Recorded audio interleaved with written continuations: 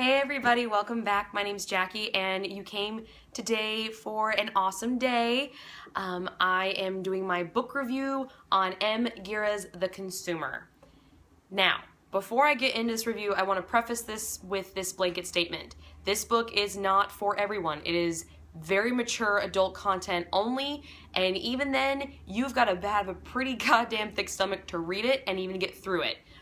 As well, I do not condone any of the acts performed in this book. I do not support anybody doing these acts in this book. But with that being said, the fact that they are written down and the way they are displayed and the way they are used makes this book an excellent read. And I will get into that as I get into the review. But a little bit of backstory first. This book was published in 1995 by Henry Rollins Publishing Company. It's currently no longer in production, so to find a copy of it to purchase for under $150 is quite difficult. I've seen it range from $150 to about $550. But I got mine through my local library. I had to sign a couple release forms to get it because it's not a publication, but I got it. And Gira is more famously known for his music. He is the lead singer of The Swans, which is an experimental rock group that started in the late 80s. And when I mean experimental rock, I mean it is extremely out there. This is not stuff you're going to hear on everyday XM radio.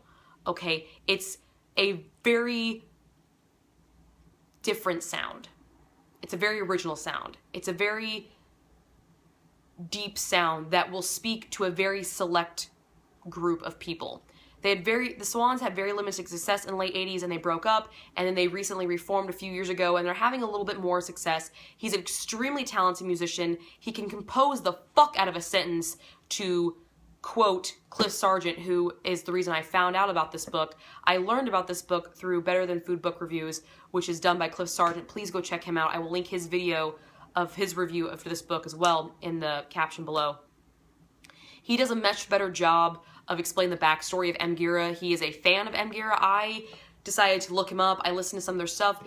It's interesting. It's not really for me, but I could definitely find some pieces in there that I like because I am a lover of all music. But I was more concerned with his book. Now, when I saw Cliff's video for this, he talked about how graphic this was, how depraved it was, and I was like, what? So I went on Goodreads and read a bunch of reviews on this book, and they all said the same thing. Steel stomach you have to read this thing. Gory of gore. Repulsive. Disgusting. Just so out there with every action.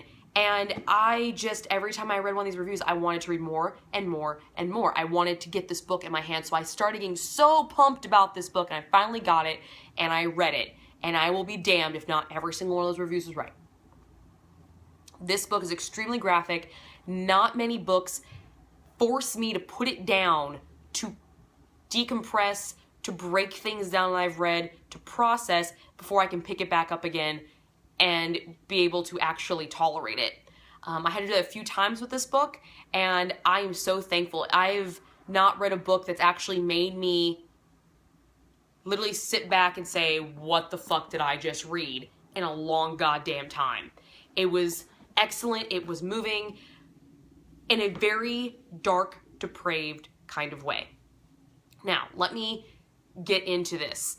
Okay, this book has a lot of philosophical undertones, a lot of undertones talk about self-hatred, murder, rape, incest, extremely graphic content of all of those actions, as well as some kind of what feels like they might be on like an acid trip sort of feel.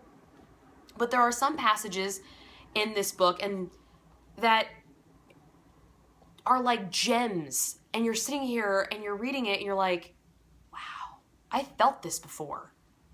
I never wanted to admit that I felt this, but I've totally felt this.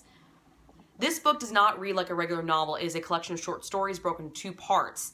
The first part, which is called The Consumer, are longer short stories written from 1993 to 1994, and the second part, The Various Traps and Some Weaknesses, was written from 1983 to 1986. There are more poems, prose, vignettes.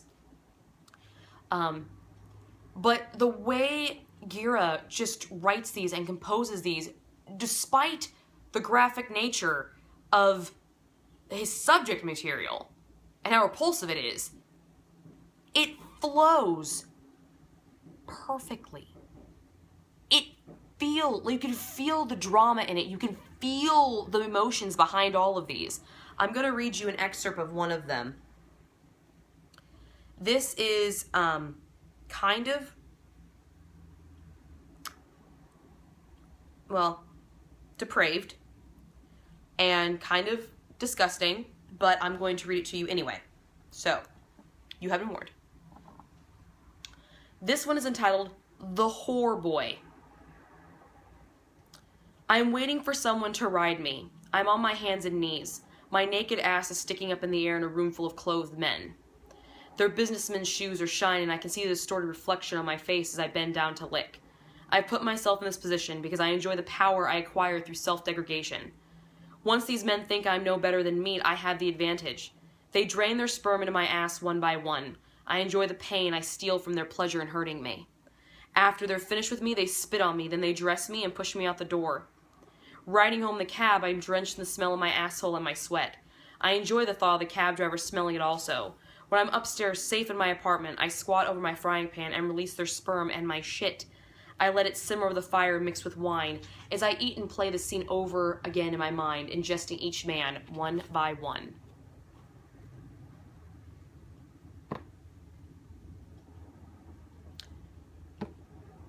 That's a repulsive passage, but that's actually one of the milder ones.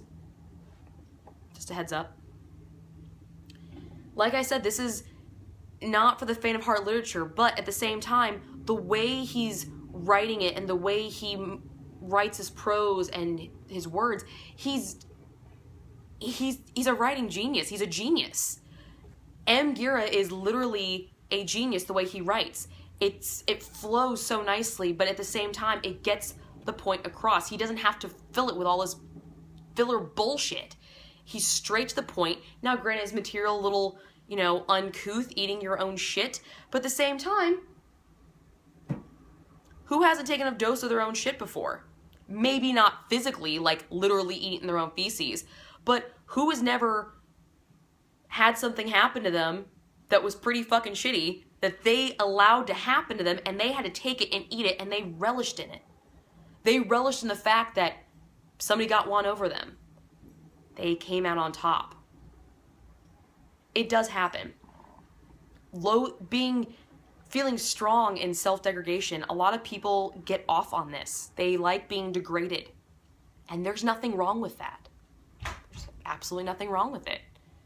And that's what I think that passage was really about, is he's taking ownership of the fact that people think he's a whore. Yeah, I'm a whore, I'll do what I want.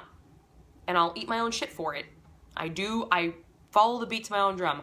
I might be completely way off base and reading the thing a little deeper than probably what M. Gira might have been going for. I don't know. But I thoroughly enjoyed this book, and most of the passages are like that. They have little nuggets of this dark, depraved nature that humans have that we hide.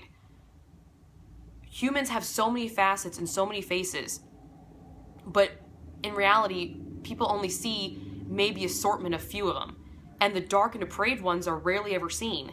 This man went on a huge fucking limb and put it all in a goddamn book out there for me. Yeah, I'm twisted in the head. This is the stuff I think about in my quiet moments or when I'm high or when I'm reflective of things. This is the depraved shit that goes on in my head, and I'm not ashamed to say it. Is he acting on any of it? No, he's not.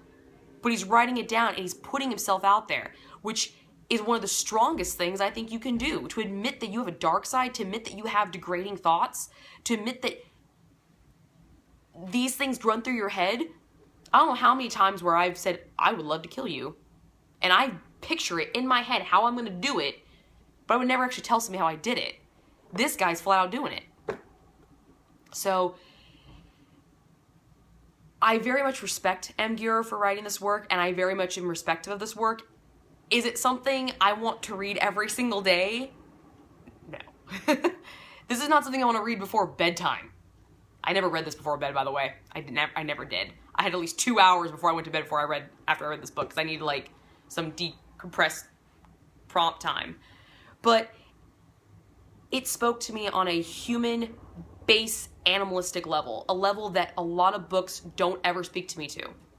And so I'm very, very appreciative of that, and I'm very appreciative of this work, and I'm so happy that I actually read this, and I didn't just, you know, skim through it. I actually read it, and I absorbed it, and I thought about it. I didn't just go on each passage based off of the gory graphicness that was there. Now, some of them I couldn't really find anything, and I was just like, I really think he's just writing this to repulse me, just to see if he can actually do it. I think that's the purpose of this. But some of the passages, I found myself relating to actually some of the characters in them, and some of their thought process and how they feel about themselves, the self-loathing and self-hatred. I mean, we all have these thoughts at some point in time, and to admit that you have them is a first step in overcoming them. And it made me think a lot, good and bad thoughts. So I gave this book a 5 out of 5 stars. If you think you have the stomach to read it, go for it. I highly, highly recommend it. But again, it is not for the faint of heart. I am warning you now, it's not. It's not something you just want to like, oh, this is like Harry Potter, I'll sit here and read this, you know, before dinner. No. You probably aren't going to want to eat after doing this, let alone anything after this, really. Especially if you have a very, very graphic imagination. Those who really get really lost in books and see the landscapes, I'd be very careful and wary of this and read it in doses. But I know it's not the best review, but this book made me think on so many different levels, and I'm really grateful for that. That's why I really like this book, because I was grateful for what it did for me. And so Gira probably will never see this, but Michael Gira, if you ever see this, thank you for your work. I greatly appreciate it, and I'm appreciative of what you said and how you said it, and it's written exquisitely. So 5 out of 5 stars. Definitely go pick it up if you guys get a chance to. It's definitely worth it. Gira, The Consumer. That's my review, guys. I hope you got something out of it. I hope maybe you guys will check it out. Leave your comments and opinions down in the box below. And until then, I will see you again next time. Bye.